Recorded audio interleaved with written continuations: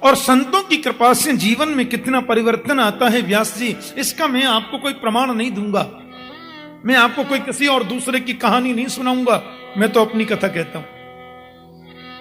व्यास जी बोले आपकी? बोले हां, कि हम पुरातीत भवे भवम मुने दास्यास्तु कस्याश्चन वेदवादिनाम। मैं पूर्व जन्मों में एक दासी का पुत्र था महाराज। मेरी मां अनपढ़, बड़ी अशिक्षित, बड़ी सीधी सादी, लेकिन परिस्थिति यह बन गई महात्मा जी, व्यास जी, कि मेरा जन्म हुआ, मेरे पिताजी मर गए।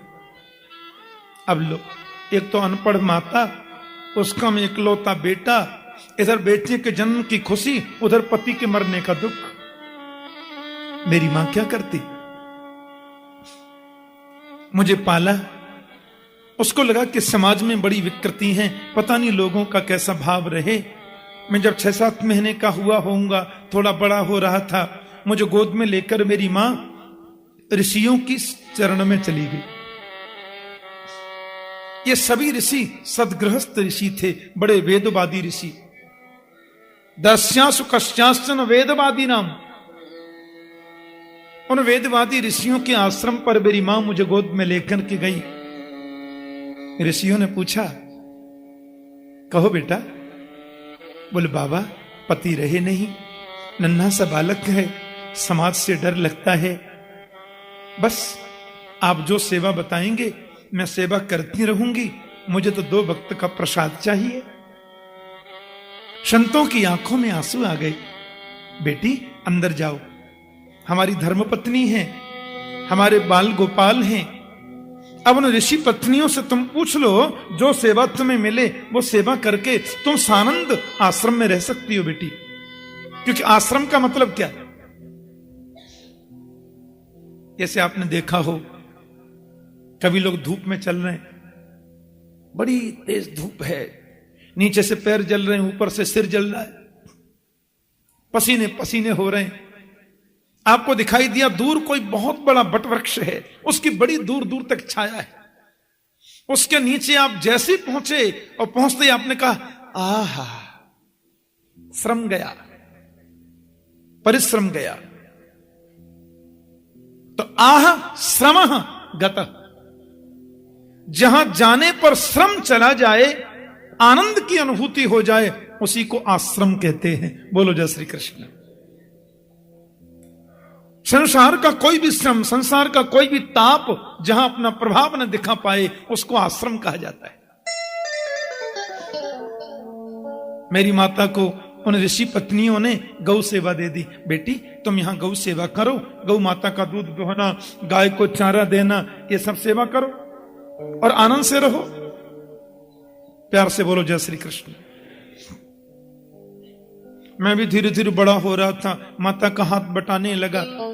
अब मैं बड़ा क्या, मैं तो किशोर होने लगा। ऋषियों ने मेरा नाम रामदास रख दिया है, कोई दास रख दिया। मुझे मन में बड़ी प्रसन्नता होती थी। एक बार वहां और ब्रह्मवादी ऋषि सत्संग के लिए पधारे। आपने देखा होगा चातुर्मास में, बरसात के 4 महीनों में संत लोग एक जगह बैठ के सत्संग करते हैं। अब वो ऋषि लोग जो आए थे, परम मनीषी संत विद्वान, मैं उनकी सेवा भी करने लगा। मुझे बड़ा प्यार करने लगे, बड़ा दुलार करने लगे, उनका आशीर्वाद मिलने लगा। संतों का आशीर्वाद मिले तो भगवंत आशीर्वाद तुम्हें खोजने की जरूरत नहीं है, वो ऑटोमेटिक आएगा। बोलो जय श्री कृष्ण। अब मुझे ऐसा लगने लगा कि कथा सुनते सुनते सुनते सुनते मुझे लगा कि संसार तो स्वप्न है, दुनिया तो सपना है। कि कथा से जीवन में परिवर्तन आ गया और मैंने संतों के चरण दबाता, उनके पत्तल पे जो शीत प्रसादी बचती। मुझे याद है मैं जब छोटा था ना, एक बार सुदामा कुटी में कथा की मैंने।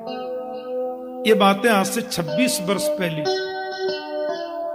सुदामा कुटी में एक संत थे, टाट बाबा, अब हैं कि नहीं मालूम नहीं। वो संत अपने चरणों में बीछियां पहनते थे संतों में घुंघरू पहनते थे, इतनी लंबी दाढ़ी और टाट पहनते थे। मुझसे बोले मुझे कथा सुननी है। मैंने कहा बाबा सुनाएंगे। तो वहां कथा हुई। अब कथा महाराज वो मैंने उनसे पूछने, बाबा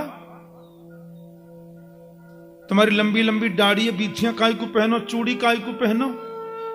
तो संत बोले नहीं। तीसरे चौथे दिन मैंने पूछा, बाबा आपने मुझे बताया नहीं? उनकी आंखों में आंसू आ गए और मुझसे बोले, बेटा हम राम जी की सखी हैं, हमारे तो राम ही सर्वस्व हैं। मिथिला की उपासना है ना, तो सखी भाव है। अब शरीर की दाढ़ी है तो बनी रहो। मुझे आश्चर्य लगा। तो मैंने देखा वो कथा के बाद में भंडारा हुआ। भंडारा होता है ना, तो मैंने उन संत को अपनी आंखों से देखा।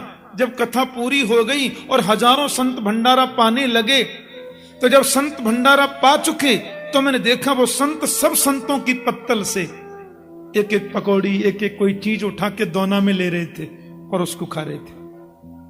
मैंने कहा बाबा ये? बोले शीत प्रसादी है, संत भगवान की प्रसादी।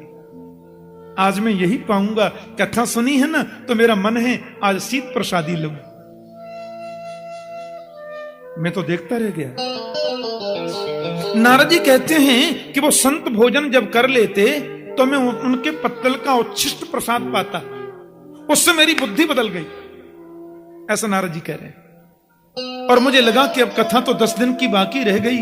मैं चरणों में गिर के बोला, बाबा आप मुझे अपने साथ में ले चलिए, जंगल में मुझे छोड़ देना और कहीं कहीं ऐसे डाल देना, मैं तो भजन करूंगा। न जाने कैसे मेरी मां को पता चल गया, बाबा ले जाएंगे मेरे बेटे को। हाँ, मां रोकर बोली, बाबा मेरे पुत्र को ले मत जाना, मेरे बुढ़ापे की लाकड़ी यही है, मेरा जीवन में इसी के सहारे जी लूंगी। अब संत बड़ी दुविधा में पड़ गए बेचारे। बेटा कहते हैं मुझे छोड़ नहीं जाना, मां कहती है इसको ले नहीं जाना। बेटा कहता छोड़ गए तो मैं मर जाऊंगा, मां कहती ले गए तो मैं मर जाऊंगा। हे भगवान, संत बोले क्या करें? तो नारद जी कहते हैं सब संतों ने मुझे पास में बुलाया। बोले वत्स जिद नहीं करते।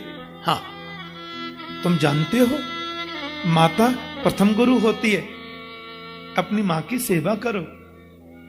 ये मां बहुत भोली है, इसकी सेवा से तुम्हें परम आनंद मिलेगा।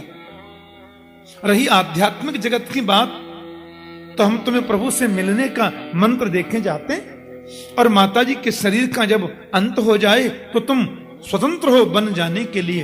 अभी तो तुम मन को ही बन बनाओ।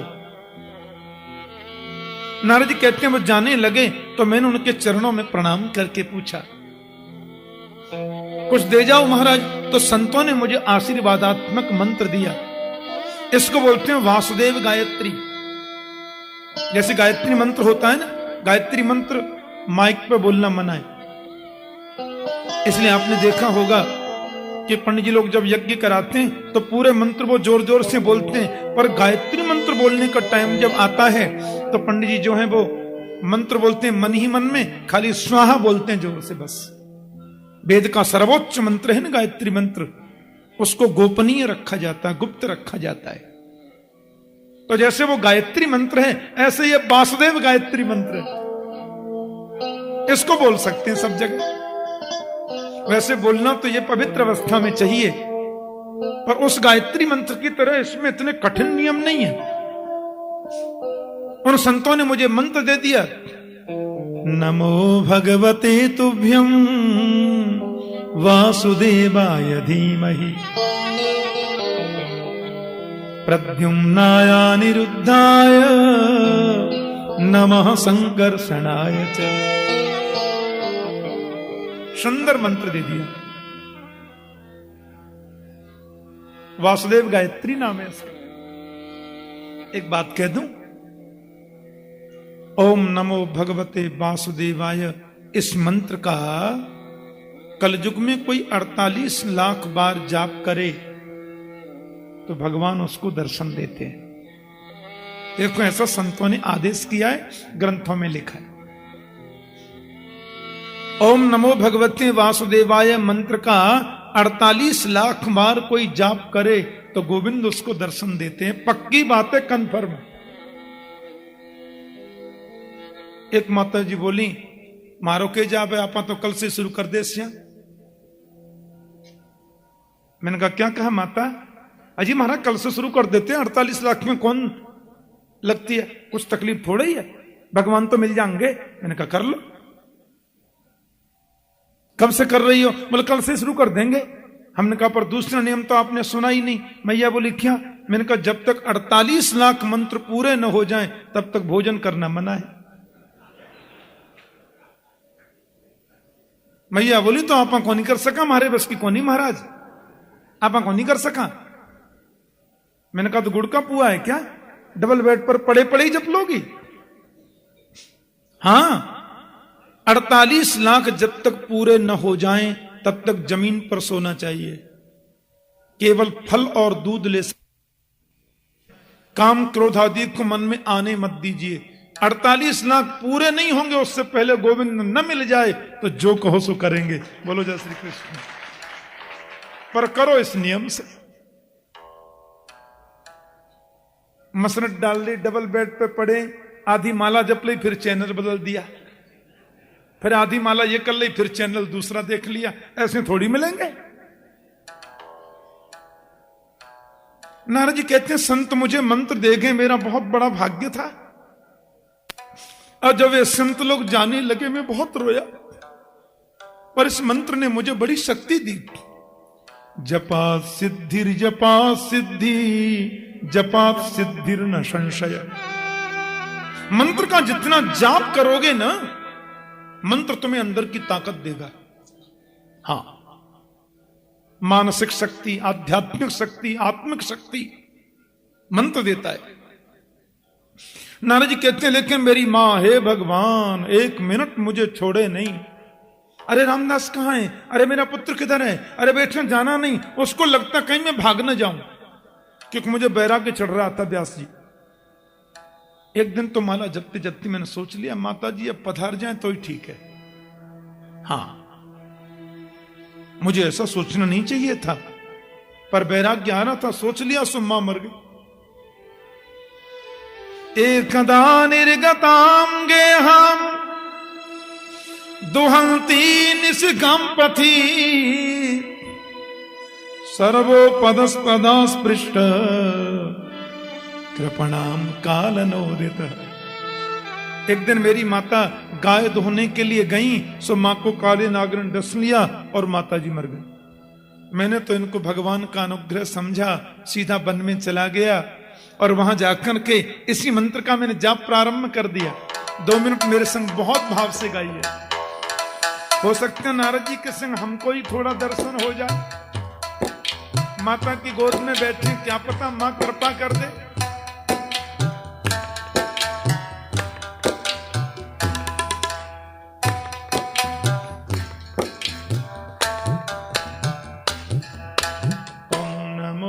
भगवते वासुदेवाय, ओम नमो भगवते वासुदेवाय, ओम नमो भगवते वासुदेवाय, ओम नमो भगवते सब गाइए। वासुदेवाय, जय जय ओम नमो भगवते वासुदेवाय, ओम नमो भगवते वासुदेवाय, वासुदेवाय, वासुदेवाय, वासुदेवाय, वासुदेवाय, वासुदेवाय, वासुदेवाय, वासुदेवाय, ओम नमो भगवते वासुदेवाय, ओम नमो भगवते वासुदेवाय, जय जय ओम नमो भगवते वासुदेवाय। गाइए। भगवते वासुदेवाय, वासुदेवाय नंदनंदनाय, वासुदेवाय नंदनंदनाय,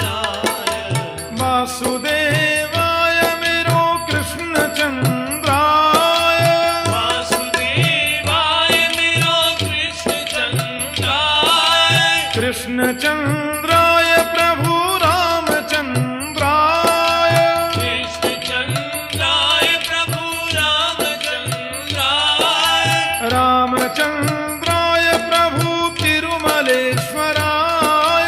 रामचंद्राय प्रभु तिरुमलेश्वराय, रामचंद्राय गोपीनंदनंदनाय, रामचंद्राय गोपीनंदनवल्लभाय, रामचंद्राय प्रभु राधावल्लभाय, रामचंद्राय प्रभु राधावल्लभाय, रामचंद्राय गोपीजनवल्लभाय, रामचंद्राय गोपीजनवल्लभाय।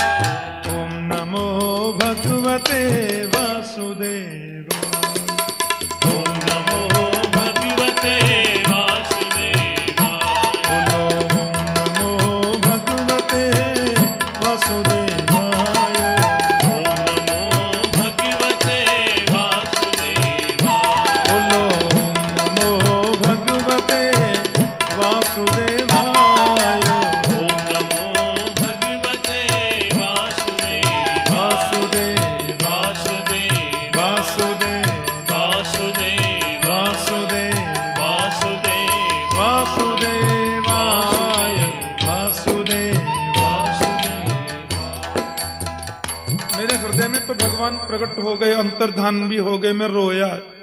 भगवान बोले सक्रिय दर्शितम रूपम एतत् कामाय ते नघ मत काम शनकैर साधो सर्वान मुंचति श्रेयान। अगली बार मिलूंगा, अभी तुम्हारे संस्कार शेष हैं। कहते हैं सारी सृष्टि जब प्रलयंकारी समुद्र में लीन हो गई, मैं भी चला गया। देखो संत कृपा, सत्संग की कृपा, उस मंत्र जाप की कृपा। वही दासी का पुत्र बच्चा रामदास ब्रह्मर्षि ब्रह्मपुत्र देवर्षि नारद बन के आ गया। और मेरे हाथ में जो वीणा है वो भी तो प्रभु ने ही दी है। देवदत्त इमाम वीणाम स्वर ब्रह्म विभूषिताम। बताओ, संत कृपा से जब दासी पुत्र नारद बन सकता है तो आप भागवत क्यों नहीं लिख सकते? व्यास जी की समझ में आई। नारद ने 3 अंगुली हृदय से लगाई, संपूर्ण ज्ञान व्यास के हृदय में उमेल दिया और व्यास ने फिर भागवत की रचना कर दी समाधि लगा के। क्योंकि समाधि भाषा व्यासस्य, व्यास की समाधि भाषा है भागवत। फिर उन्होंने ये श्रीमद् भागवत सुखदेव जी को सुनाई। भगवान सुखदेव ने वो कथा राजर्षि परीक्षित को सुनाई, 7 ही दिन में मोक्ष मिल गया। बोले महाराज थोड़ा विस्तार से बताओ ना जी। बोले अब ये तो मैं 3 बजे से बताऊंगा। बोलो जय श्री कृष्ण। आप लोग ठीक 2:45 बजे आना। बोलिए श्री बाल कृष्ण लाल की जय। श्रीमद् भागवत महापुराण पुराण की जय। श्री श्री कात्यायनी माता की जय। सद्गुरु देव भगवान की जय। राजा रामचंद्र महाराज की जय। जय जय श्री राधे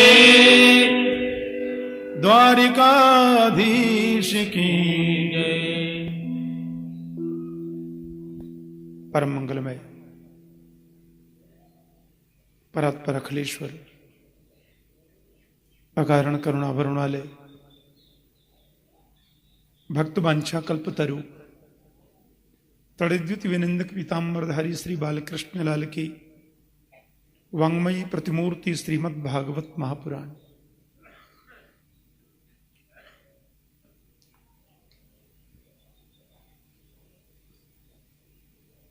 माता कात्यायनी के चरणों में बैठकर संतों की पवित्र सन्निधि में परम संत स्वामी श्री विद्यानंद जी महाराज के विशेष सानिध्य में आप सब भगवत चरणानुरागी भक्त वृंदों के मध्य श्रीमद् भागवत ज्ञान यज्ञ सप्ताह कथा में प्रातःकालीन सत्र में हम लोग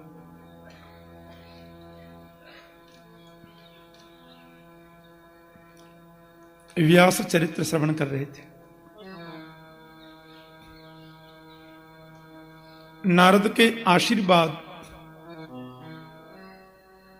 और पूर्ण सहयोग से भागवत की पवित्र दिव्य संरचना हुई। शौनकादि ऋषियों की पवित्र मंडली विराजित है। व्यास आसन पर परम वंदनीय संत श्री सूत जी महाराज आसीन हैं।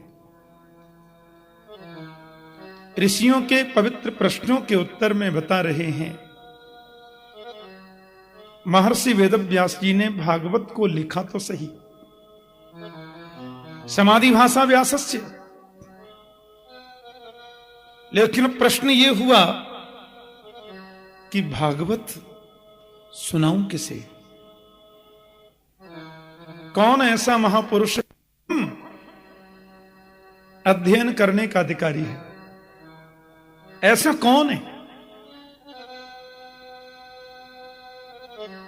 नेत्र बंद करके अंतर हृदय में अपने आप को अंदर किया। भागना दो प्रकार का होता है, एक बाहर दौड़ते हैं, एक अंदर दौड़ते हैं। बहिर्मुखी वृत्तियां जब होती हैं व्यक्ति की, तो हर समाधान वो बाहर खोजता है, और वृत्तियां जब अंतर्मुखी हो जाती हैं तो समाधान अंदर ही खोजता है। और अंदर समाधान को खोजना ही अंतर्दृष्टि माना जाता है, जो आध्यात्मिक जगत में नितांत जरूरी है। महर्षि वेदव्यास के हृदय से आवाज निकली, एक ही तो है जिसने काम को जीता, क्रोध को जीता, और वो है महर्षि शुकदेव, आपका अपना पुत्र। उन्हीं को बुलाओ, भागवत का अध्ययन कराओ। क्योंकि व्यास बड़े ऊहापोह में थे, किसको सुनाऊं? यदि भृगु ऋषि को भागवत पहले सुनाऊं तो उन्होंने क्रोध को तो जीता नहीं। एक बार तो ऐसी स्थिति बन गई कि भगवान के वक्ष पर ही पाद प्रहार कर दिया, क्रोध को जीता नहीं। और यदि ऋषि विश्वामित्र को सुनाऊं तो क्रोध ऐसा कि वशिष्ठ के कितने पुत्र मार दिए, और काम ऐसा कि मेनका नाम की अप्सरा आई, सबकी किराए पे पानी फेर के चली गई।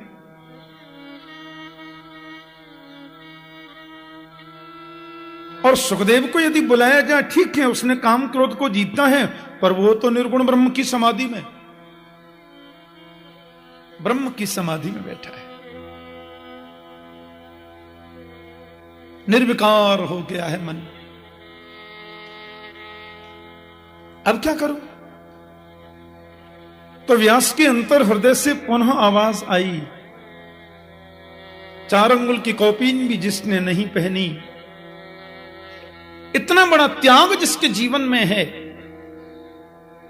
उस सुखदेव को भी आकृष्ट करने की सामर्थ्य किसी में है तो मेरी गोविंद लीला में है, गोविंद के चरित्र में है। अब ये तो समस्या बड़ी विचित्र है ना, सुखदेव को बुलाया जाए कैसे? एक तो संस्कृत स्वयं में बड़ी मीठी भाषा है, इससे मीठी दुनिया में कोई भाषा नहीं। और एक बार संस्कृत का चस्का जिसको लग जाए ना, उसको और कुछ अच्छा लगता नहीं। हाँ, और उसमें भी भागवत के मंत्र, बाप रे, अनूठे। कई बार तो मुझसे विदेशों में लोग कहते हैं, ठाकुर जी आप संस्कृत जब श्लोक गाते हैं ना, तो भले ही समझ में कम आता हो, लेकिन इच्छा होती है सुनते ही रहें। ये श्लोकों की महिमा है, भागवत का संस्कृत मंत्र है ही ऐसे। अब समस्या हो गई। महर्षि वेदव्यास ने अपने शिष्यों को बुलाया, नन्हे ब्रह्मचारियों को, और बोले जहां सुखदेव समाधि में हैं वहां तुम ये मंत्र गाना, शायद वो आ जाए। विश्वास इसलिए है कि कृष्ण चरित्र है, ये बड़े बड़ों को पछाड़ देता है। बोलो जय श्री कृष्ण। हाँ, मधुसूदन और सरस्वती पाद कहते हैं एक बार वृंदावन आ गए गलती से, और एक बार यहां आ जाए कोई फिर मत पूछो। हाँ, फिर तो बार बार खींचता है। और मधुसूदन सरस्वती पाद जब वृंदावन आए, यहां 2, 4, 5 दिन रह गए, वेदांत के परम उपासक। अब लौट करके जैसे बनारस में गए तो मन कहता चलो वृंदावन, मन कहता चलो वृंदावन। अपने मन को कहते नहीं नहीं मुझे वृंदावन नहीं जाना, फिर मन कहता चलो वृंदावन। तो अपने मन को समझाते रेचेत कथयामि ते हितमिदं वृंदावने चारयन् वृंदम कोपि गवम नवम बुध निभो बंधुर्न कार्यस्तया सौंदर्यामृतमुद्गिरद्भिरमितः सम्मोह्य मंदस्मितै रेषत्वां तव वल्लभांश्च विषया ना सुक्षयम निश्चते। अरे मन वृंदावन जाने की बात मत करे, नहीं जाना। अब ध्यान करने बैठे तो वही टेढ़ी टांग वाला दिखे। हे भगवान क्या करूं? मन कहता चलो वृंदावन, अपने मन से कहता ठीक है तू कहता है तो वृंदावन चलूंगा, पर वहां जाकर एक बात का ध्यान रखना। मन कहता जो कहोगे सब मानूंगा। बड़े वहां वो काली कमली वाला जो है ना, नन्हा सा गोपाल, उससे बंधुता मत करना, मित्रता मत कर लेना। मन कहता है तुम चलो तो सही, उसकी ओर हम देखेंगे ही नहीं। तो फिर दूसरा मन कहता है अरे देखोगे कैसे नहीं, एक बार देख जो लिया है वही खींच रहा है। अब दिन रात मन को समझाएं, कहता है चलो। फिर आगे वृंदावन 2 दिन रह के फिर चले गए काशी। किसी संत ने पूछा क्या बात है, बड़े उदास लगते हो आजकल, तुम तो काशी में वास करते थे निष्ठा से। संतों में बड़े बड़े प्रामाणिक संत मधुसूदन सरस्वती। मधुसूदन सरस्वती पाद बोले अब मुझे लगता है काशी छोड़नी पड़ेगी। क्यों? बोले दिल में घुस गया टेढ़ी टांग वाला कि वैराग्य भी थी पथिकैरुपास्य। अपने मन की बात कह रहे हैं कि वैराग्य भी थी पथिकैरुपास्य स्वराज्य सिंहासन लब्ध दीक्षा पर सठेन केनापि वयम हठेन दासी कृता गोप बधू बिटेन। हे भगवान, मधुसूदन सरस्वती संत से रोते हुए बोले मैं तो वैराग्य बीथी पथिकई रूपास्य, वैराग्य की बीथियों के पथिकों का उपासक था। स्वराज्य सिंहासन लब्ध दीक्षा अहम ब्रह्मास्मि तत्त्वमसि प्रज्ञानम ब्रह्म अयम आत्मा ब्रह्म, इसकी दीक्षा ले चुका था। पर क्या बताऊं, गलती से एक बार वृंदावन चला गया। अजी हुआ क्या, सठेन केनापि वयम हठेन। कैसा संबोधन किया गोपाल के लिए। उस गोप बधूटी के बालक ने, किसी सठ ने हठ पूर्वक मुझे ऐसा दास बना लिया कि अब मैं कहता हूं कृष्णात् परम किमपि तत्त्वम् अहम् न जाने। उससे बड़ा भी कोई परम तत्व है ये मुझे नहीं मालूम। अब तो वही खींच रहा है।